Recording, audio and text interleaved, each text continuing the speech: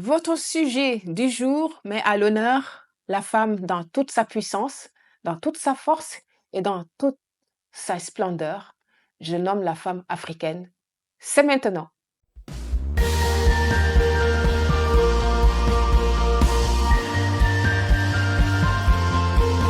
Bonjour, mesdames, mesdemoiselles et messieurs. C'est un grand plaisir de vous retrouver sur ce numéro de Rencontre littéraire Un homme, son œuvre. Aujourd'hui, je reçois une grande historienne, Sylvia Serban. Euh, Sylvia, bonjour, qui est en ligne d'ailleurs. Bonjour. Alors, Sylvia, vous êtes conférencière, hein, autrice, historienne et journaliste à la retraite. Pourquoi? Parce que vous étiez la première journaliste noire à Radio France à Paris. Vous avez aussi produit des émissions radiophoniques sur l'histoire de l'Afrique et rédigé des contributions pour des publications de l'UNESCO telles que le programme d'e-learning sur des figures féminines de l'histoire africaine et j'en passe. Bienvenue. Est-ce que je me suis trompée sur où il y a des choses à rajouter?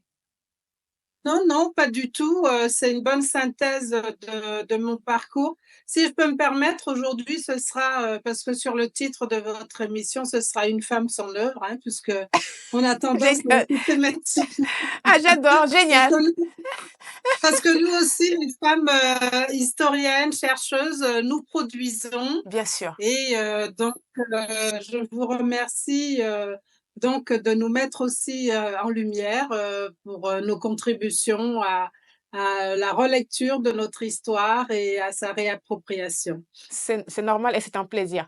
Bon, Faisal, tu as entendu, le titre ce sera Une femme, son œuvre. Alors, Ça Sylvia, dépendra des auteurs, hein. exactement. Alors, Sylvia, vous avez réédité votre ouvrage Reine d'Afrique et héroïne de la diaspora, qui est actuellement l'unique livre consacré, je rappelle, à des femmes africaines en tant qu'actrices historiques jusqu'à nos jours. Euh, comment ça s'est passé la réédition et qu'est-ce qui vous a poussé à rééditer ce livre qui a déjà quand même beaucoup de succès? Oui, donc ce livre, la première version de Reine d'Afrique et héroïne de la diaspora noire, date d'une vingtaine d'années déjà, puisqu'il est paru en fin 2004.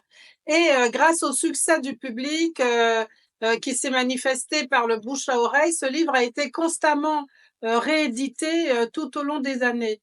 Et moi, j'ai toujours voulu poursuivre mes recherches parce que dans la première version, j'avais 20, combien, 22 portraits de femmes, Mhm, voilà, mhm, qui ont vécu de l'Antiquité jusqu'au début du XXe siècle mhm. et qui ont joué un rôle marquant dans l'histoire de leur pays, du nord au sud du continent africain. Oui. Donc des reines, des guerrières, des femmes d'influence, des mères de grands personnages. Mhm. Et donc j'ai voulu poursuivre mes recherches.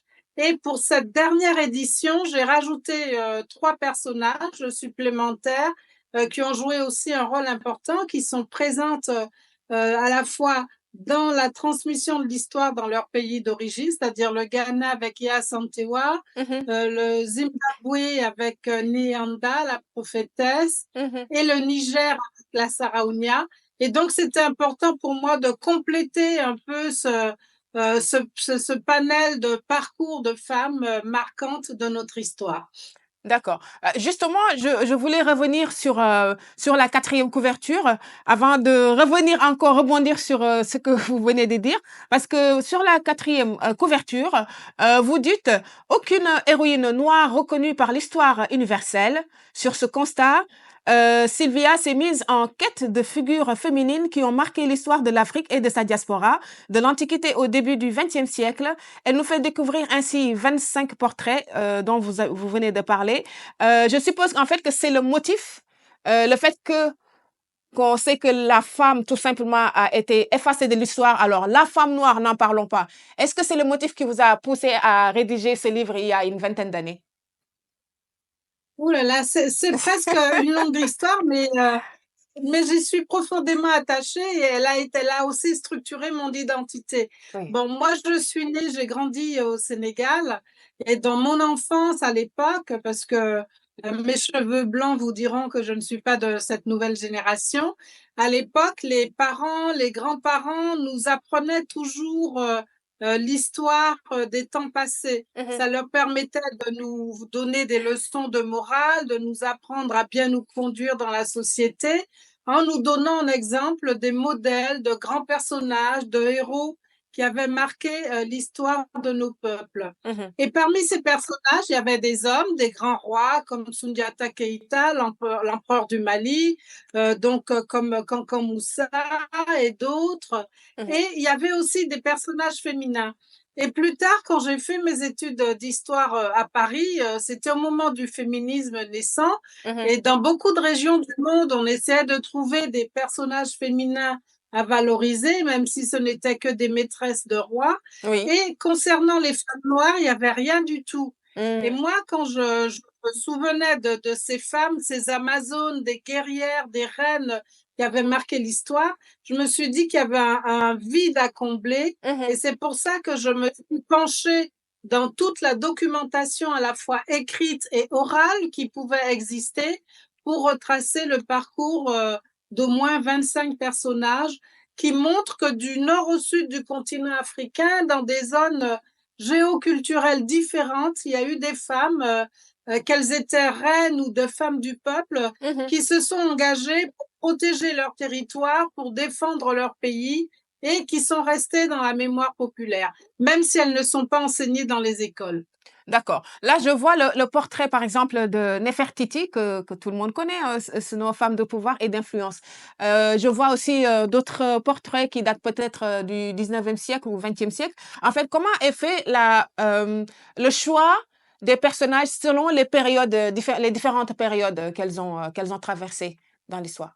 En fait, je les ai répartis selon un peu leur statut dans la société. Mm. Donc, il y a eu des reines qui ont effectivement dirigé leur royaume, comme la reine Zinga d'Angola, Oui. qui a vécu au XVIIe siècle et qui, pendant près de 40 ans, a résisté aux troupes portugaises qui voulaient envahir son royaume du Mhm, Ndongo, donc l'Angola d'aujourd'hui. mhm, Il y a eu la reine d'Ateyala au XIXe siècle, qui a résisté aux invasions françaises, aux invasions européennes, à l'époque où le continent africain était soumis aux agressions de l'Europe, mm, qui, après l'abolition de la traite négrière, voulait s'emparer des terres riches du continent africain pour se créer des empires coloniaux. mhm, Donc, on a cette reine.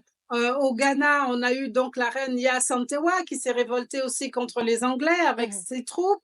On voit que dans des régions totalement différentes, à Madagascar, on a eu la dernière reine de Madagascar. Dans les archives françaises, on en fait une espèce de poupée totalement effacée, alors mhm, qu'elle a fait partie de l'âme de cette révolte malgache contre la mm. colonisation.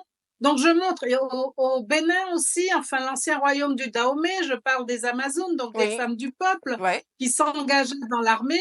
Ah Donc oui. voilà, on montre des catégories de femmes différentes ont participé à cette histoire, Mhm. ou même des femmes qui ont fait de leur fils, comme la mère de Sundiata Keita, dont je Sogolon. Ouais. parle, qui ont fait, voilà, Sogolon Kedju, ou la mère de Chaka, la reine Nandi, Nandi. qui ont Ouais. fait de Mm, leur fils des bâtisseurs d'hommes, mm, alors mm, que c'était grâce à la façon de forger leurs garçons, mm. elles en ont fait de grands personnages aussi de l'histoire.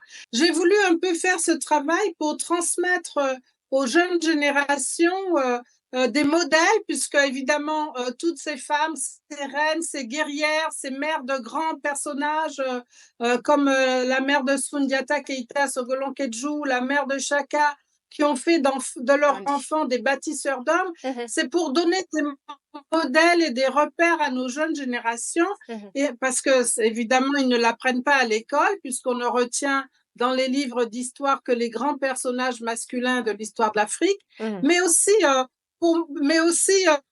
pour montrer que toutes ces valeurs de courage, de dignité étaient partagées parce qu'il y a eu des hommes qui se sont battus, qui ont fait mm, l'histoire, mais à côté d'eux, il y a eu, ou à leur place, il y a eu aussi des femmes. mm, Et donc, c'est important de montrer que toute cette combativité féminine africaine noire doit être transmise et on est les héritiers aussi de toute cette combativité. Tout à Et fait. ce que je voudrais ajouter, c'est que c'est important Mmh. aussi pour les enfants afro-descendants de la diaspora qui sont nés ou qui ont grandi hors du continent africain, en Europe, aux États-Unis, euh, dans les Antilles, par exemple, qui n'ont pas du tout de repères sur l'histoire de l'Afrique, Mmh. et pour leur donner aussi des exemples, puisque l'image généralement que les médias internationaux donnent de la femme noire, c'est une image d'effacement, une image de femme victime sans aucun relief. Or, nous sommes les héritiers d'une combativité qui s'est exercée tout au long de l'histoire par des femmes noires, par des femmes africaines. Bravo, vraiment, j'ai rien à dire à part bravo, parce que ça participe aussi largement, à la confiance en soi, parce que je sais qu'ici en France où on est, il y a beaucoup de jeunes qui ont un mal-être tout simplement parce que, ils n'ont pas de repères comme vous dites et qui n'a pas de repères forcément n'a pas de référence. Là, je pense que ce soit garçon ou fille, on a assez de référentes, dans l'histoire, à travers ces livres Reine d'Afrique, héroïne de la diaspora. Alors Sylvia, je vais pas trop commenter parce qu'aujourd'hui je suis en forme, on dirait. On va juste passer à la pause découverte et puis on revient pour la deuxième partie. C'est maintenant la pause découverte. Eh oui, nous sommes bien à la pause découverte et vous me voyez, hein, je suis belle comme ça, hein. Ouais. Alors, ce t-shirt, c'est pour faire la promotion de notre artiste N2A Teguil, si je me trompe pas. Ouais, c'est bien ça. Bienvenue à l'émission. Merci. Et Mama Sonti qui accompagne notre artiste. Tout à l'heure, vous nous direz pourquoi. Oui. Alors, bienvenue à l'émission N2A. Merci, Euh, Koudia.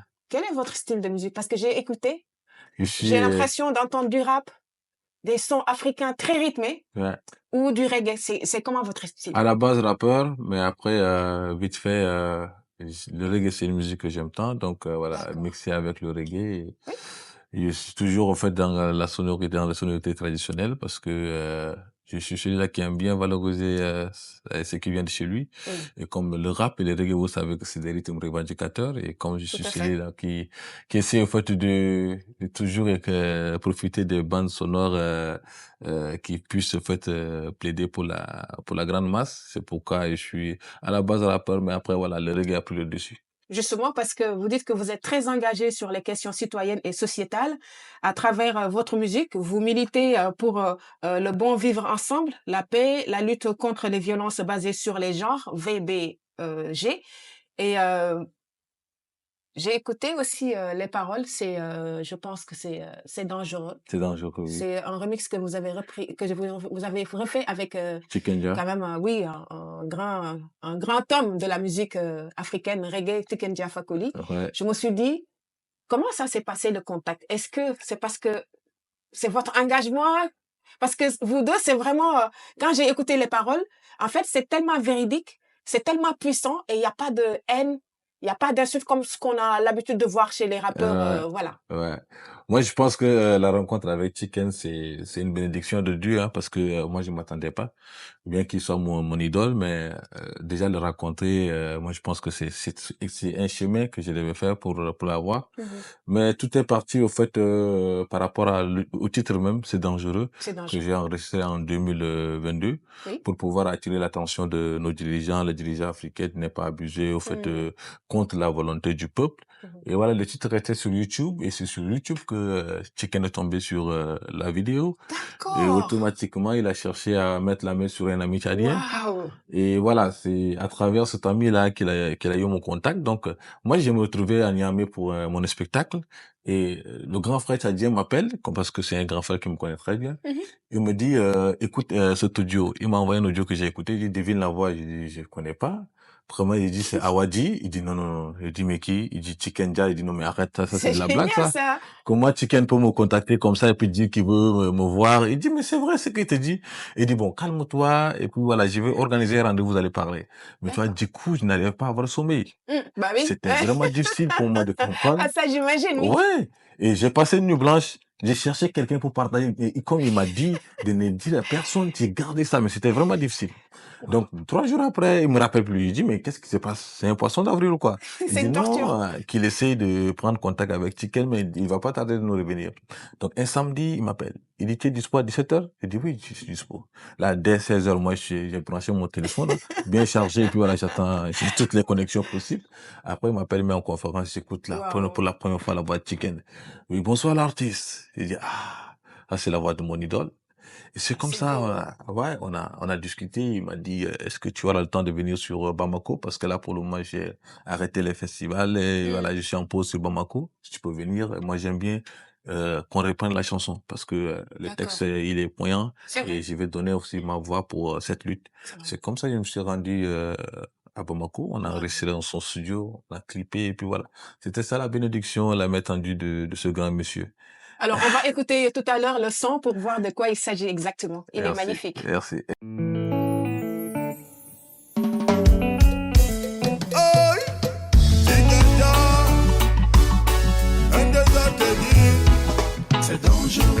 C'est dangereux, il y a danger. La femme écrasée, C'est dangereux, il y a danger. reggae écrasé, C'est dangereux, il y a danger. papa crasé, C'est dangereux, il y a danger. arrêtez-moi tout ça, C'est dangereux, il y a danger. monsieur le président, votre nom C'est dangereux, c'est dangereux, c'est dangereux. Alors, comment ça s'est passé? Vous êtes parti, vous nous disiez tout à l'heure que il vous a invité À à... Bamako, au Oui. Mali, et c'est là-bas qu'on a essayé fait de discuter. Et voilà, moi je pense que mon passage là-bas c'était plus une école Mhm. parce que le vieux père, tout ce qu'il me disait les soirs, en fait c'était comme au village, hein, Mm. autour du feu, mais Oh là d'une autre là. manière rasta. Génial. Donc voilà, ça donnait plus de conseils, des orientations pour rester constant et voilà, essayer de tenir bien au fait la lutte parce que la musique, au-delà de faire danser, nous sommes cette génération-là qui Mm. pouvons changer les choses à travers l'art, Mhm. à travers notre musique et voilà, rester constant. Bien quand bien même que le chemin est difficile, mais le conseil qu'il donne, il faut que tu essaies, en fait, d'être libre dans ta conscience, dans ton combat. Donc, c'était un peu, vous savez, il n'a pas assez de temps. Mhm. Mais je pense que même l'ingénieur a dit, mais toi, tu es un enfant béni. Ouais. Parce que Chicken se déplace à 21h, 22h pour venir au studio, essayer de superviser comment le travail se passe. Parce que lui, il a déjà 19h, il a un devoir, il ne rate pas, c'est aller faire coucher ses enfants. Mhm. Donc pour ça, il vous abandonne au studio. Hein. Mhm. C'est vrai. Et voilà, et il se charge toujours de revenir à n'importe quelle heure supervisée. Et dès que les chansons sont bien parties, dès que les textes sont posés et tout, il dit, bon voilà, moi j'ai accompli ma mission. Et on a réalisé la vidéo, il dit, bon, c'est à toi maintenant de profiter de ce qu'on a fait. Bien Parce que sûr. cette chance n'est pas donnée à n'importe Ah qui. oui. Et moi, je ne fais pas des featuring comme ça. C'est parce que tu as Il n'y sorti a pas des de textes. hasard dans la vie. Voilà, donc, Et je vois que vous êtes accompagné aussi par Maman Sorumti qui oui, gère la l'association présidente. After Jazz, qui est la présidente et fondatrice de l'association. Maman, pourquoi vous avez décidé de soutenir N2A? On a décidé justement de le soutenir parce que sa chanson est très engagée. Mhm. Et puis, pareil, hein, les membres d'Aftadia sont aussi des fans de Tiken Jah Fakoly parce que Tiken Jah Fakoly fait des chansons qui ont traversé le temps et qui ont traversé toutes les générations confondues. Et notre continent Parce que, aussi. voilà, et notre continent. Il est très engagé. Il a des chansons dont les paroles sont très poignantes et ça parle à tout le monde. Donc, effectivement, quand Tiken Jah Fakoly lui a proposé de le soutenir pour venir faire un concert au New Morning, donc le 10 septembre 2025, il lui fallait une structure associative Mhm. qui serve de plateforme pour pouvoir justement organiser toute la partie administrative. Mhm. Bah, forcément, il est venu toquer à notre porte et puis, évidemment, D'accord. l'association Aftadias a dit oui. C'est une première pour l'association puisque nous ne sommes pas des productrices d'artistes, Oui. mais on a dit pourquoi pas, ça Pourquoi fait pas. une expérience en Tout à plus fait. Oui. pour l'association. Oui. Et dès lors qu'il s'agit justement de défendre les bonnes causes, Mhm. forcément l'association ne peut pas dire non. Alors justement, on va revenir sur ce concert-là qui est prévu le 10 septembre à la grande salle mythique de New Morning. Qu'est-ce qui attend le public? Ce sera une surprise. Personne ne sera. Tu peux me le dire. J'écoute.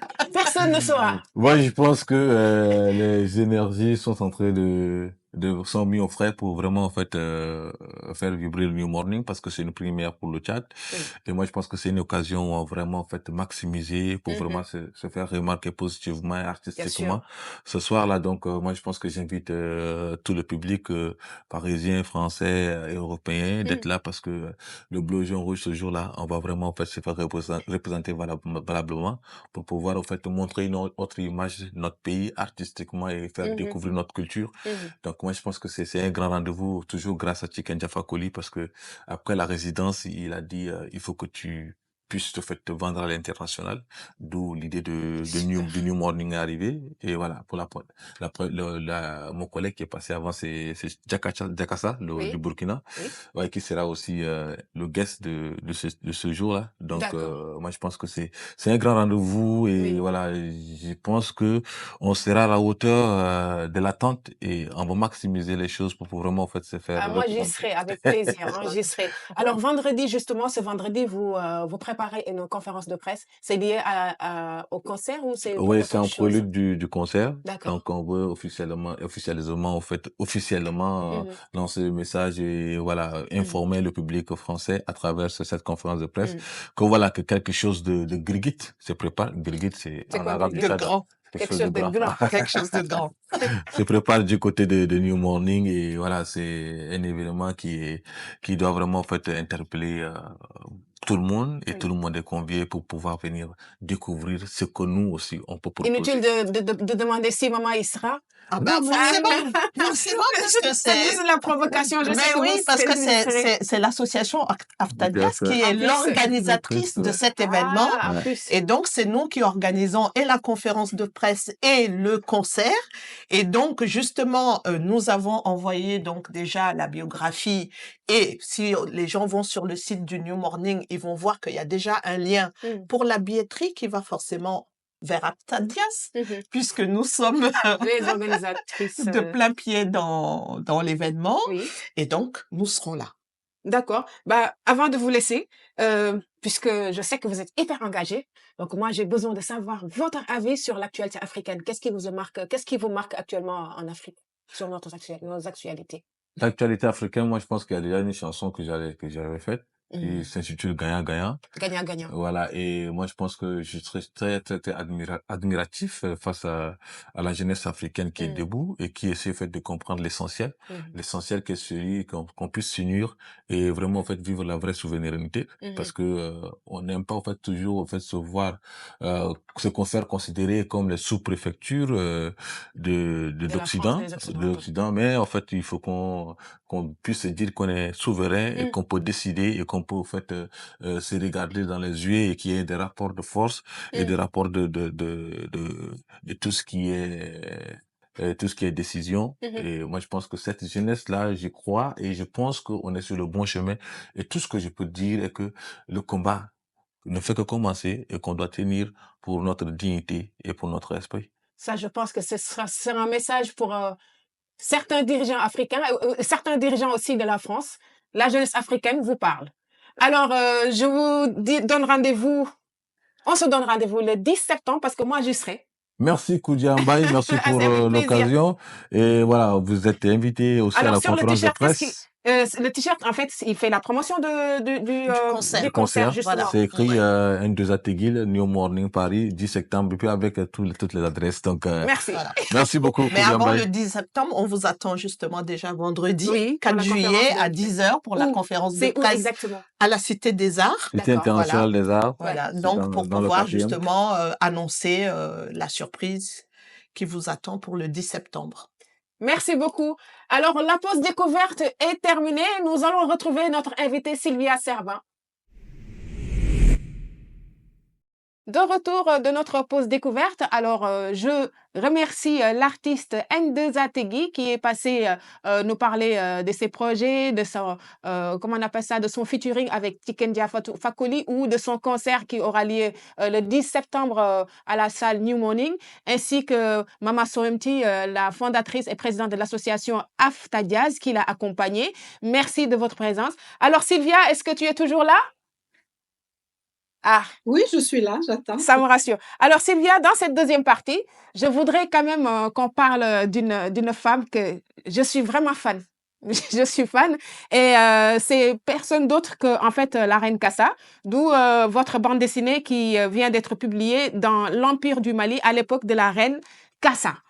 Je sais que Kassa fait partie aussi de la liste des 25 ou 26 portraits dans le livre 25. 25, oui, reine d'Afrique et héroïne de la diaspora. Et son histoire, c'est vraiment magnifique et je suis sûre que c'est pas connu du grand public. Alors, ma première question est de savoir qui était la reine Kassa et qu'est-ce qu'elle a de si particulière pour que on lui consacre une bande dessinée, comme d'ailleurs Ndateya Lombot, la dernière souveraine du Wallo, il y a quelques années.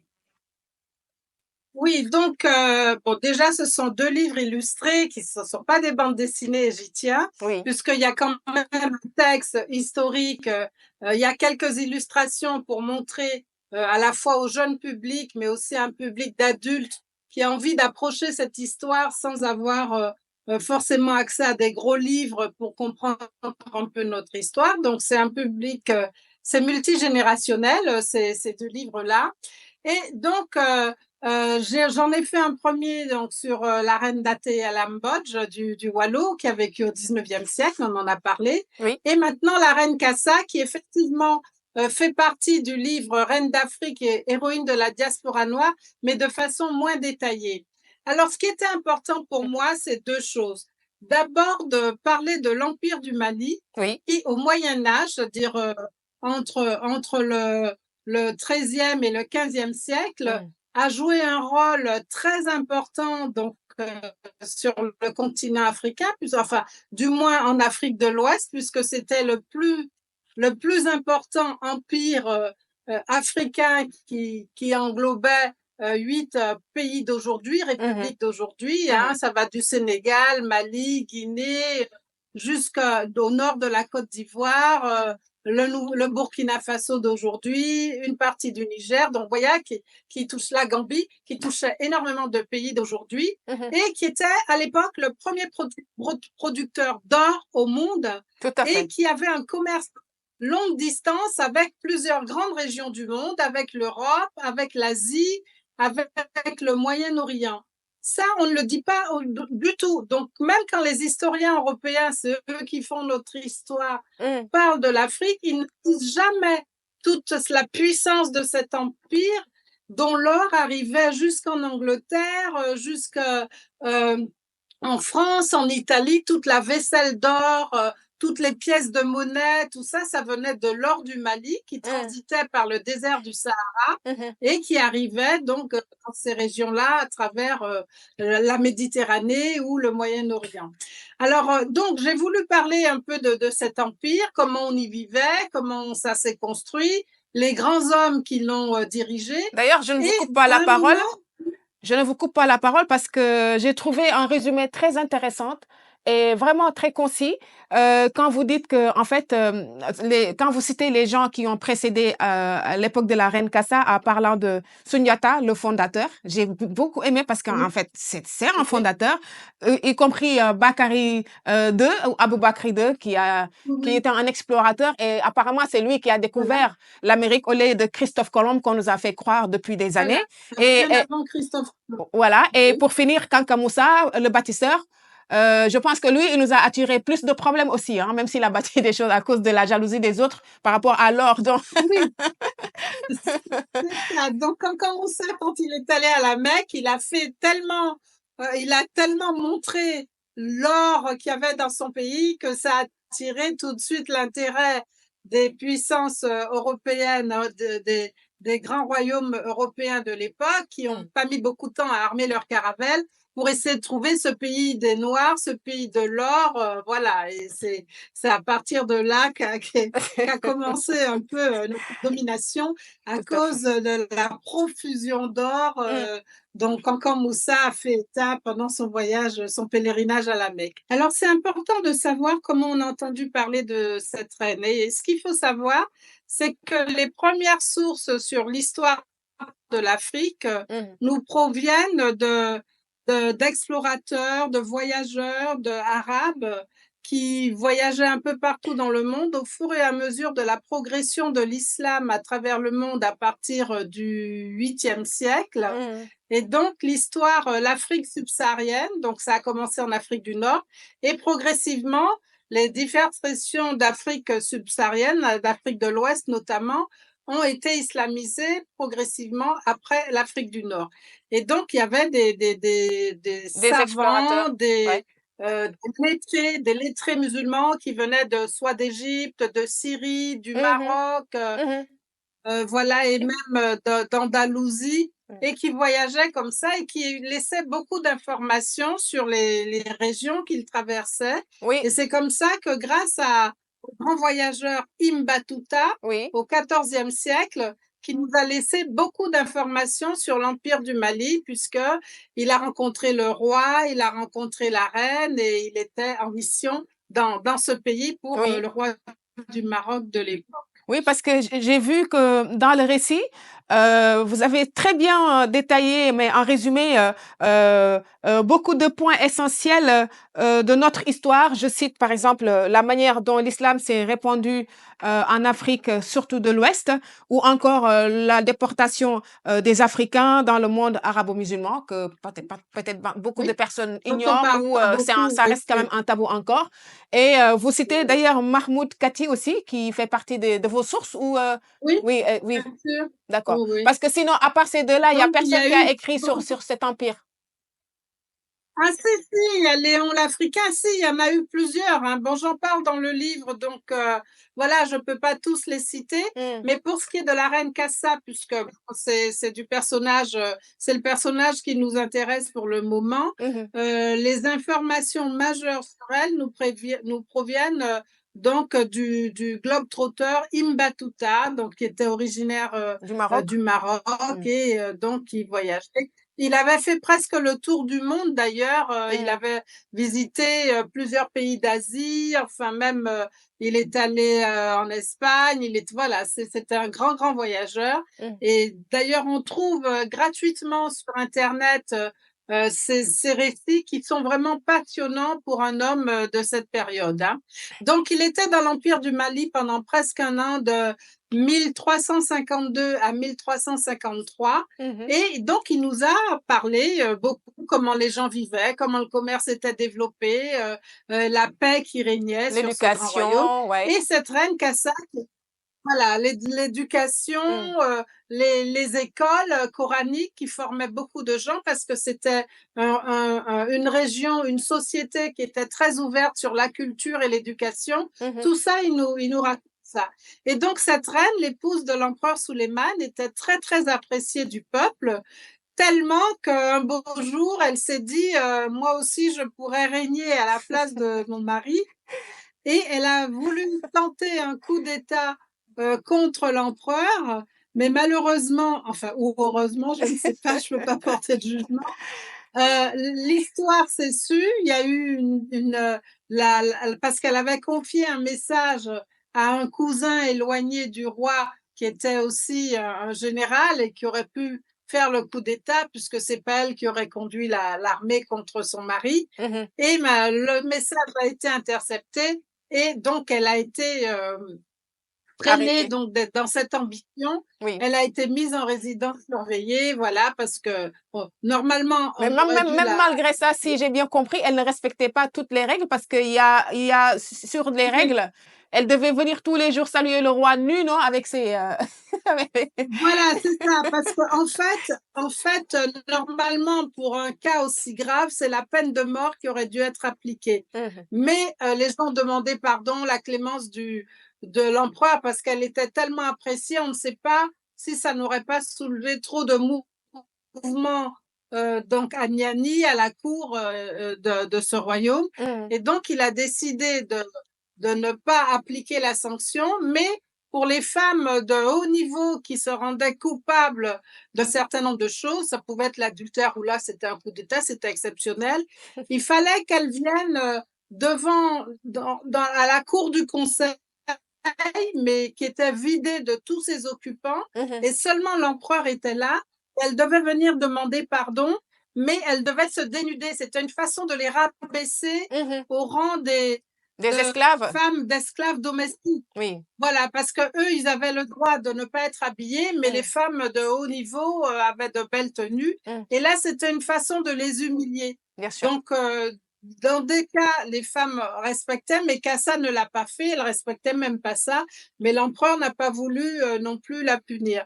Et Imbatuta, malheureusement, donc là, elle a commencé à faire des provocations, elle respectait pas les sanctions, elle allait, puisqu'elle elle se déplaçait à cheval, c'était une grande cavalière. Elle allait donc à la salle du conseil, et c'est une de ses servantes, une de ses esclaves, qui à sa place se déshabillait et lançait du sable par terre devant l'empereur pour demander pardon. Mais Kassa elle-même, elle était là, très fière et tout. Et donc finalement, elle a eu tellement de provocations qu'on s'est dit qu'elle exagérait, et l'empereur l'avait fait mettre en résidence surveillée. Donc voilà. Et donc après, Imbatuta, lui, quand ça s'est passé, c'est au moment où il allait quitter le Mali, il était en train de préparer ses bagages, et il nous a pas dit qu'est-ce qui est arrivé après. Donc on ne sait pas ce qui est devenu de Kassa. Et pour cette faute qu'elle a commise, parce que Kassa était vraiment vénérée, les griots, tout le monde parlait d'elle, on l'a effacée de l'histoire. Donc les griots n'avaient plus le droit de parler d'elle. Et aujourd'hui, beaucoup de traditionnistes, parce que quand je suis allée à Bamako, évidemment, je me suis lancée sur les traces de ce personnage pour essayer d'interroger des traditionnistes. Et beaucoup disaient non, elle n'a pas existé, on n'a jamais entendu parler d'elle. Voilà. Ils l'ont évincée de l'histoire, tout simplement. Voilà, parce qu'elle avait commis une grande faute, parce qu'elle avait déstabilisé le royaume en voulant prendre le pouvoir contre son époux, l'empereur, qui était lui reconnu par tout le monde. Ah, moi, je suis fan de l'histoire. Je l'ai dévoré le livre. Je suis vraiment fan de cette histoire de Kassa. Bon, Sylvia, malheureusement, notre émission touche à sa fin, mais je voulais juste, avant de te laisser partir, savoir où est-ce qu'on peut se procurer tes ouvrages, tout simplement.